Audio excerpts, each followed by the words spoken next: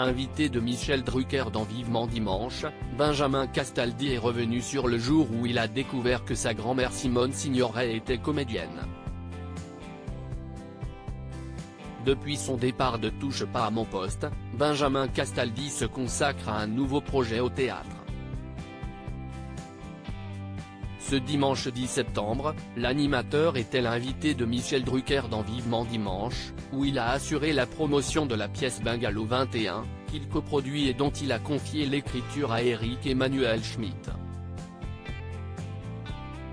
Présentée à partir du 14 septembre au Théâtre de la Madeleine, cette pièce portée par Mathilde et Emmanuel Seigner revient sur la liaison qu'Yves Montand a eue avec Marilyn Monroe, alors qu'il était marié avec Simone Signoret.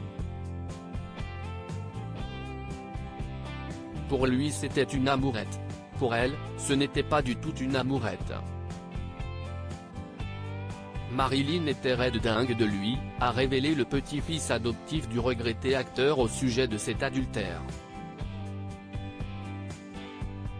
Benjamin Castaldi en panique devant un film de sa grand-mère Simone Signoret installé sur le fameux canapé rouge de Vivement Dimanche.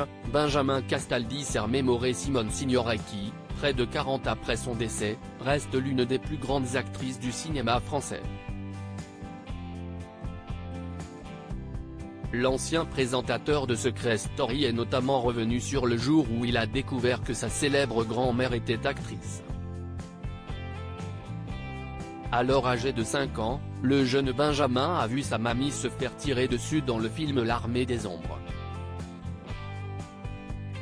C'est comme ça que j'ai découvert que ma grand-mère était comédienne, parce que je l'ai vue à la télévision et il y a cette scène où elle baisse la vitre et se fait descendre par Ventura. Moi, j'étais en panique, j'avais 5 ans et je me suis dit, on a tué ma grand-mère. Donc il a fallu appeler ma grand-mère pour qu'elle m'explique qu'elle était comédienne et que tout ça était du cinéma. Mais j'ai eu peur, a-t-il raconté. Le plus grand regret de Benjamin Castaldi concernant Simone Signoret et Yves Montand, proches de ses grands-parents jusqu'à la fin de leur vie, Benjamin Castaldi avait confié son plus grand regret à leur sujet dans son livre Je vous ai tant aimé, paru en octobre dernier.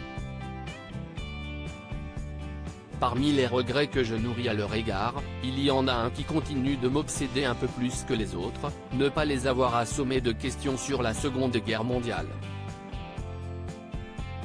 Ne pas les avoir assez sollicités pour qu'ils me racontent la guerre telle qu'ils l'avaient vécue, la guerre au quotidien, le climat, l'occupation, la résistance, Paris-Marseille, les privations, la peur, a-t-il écrit.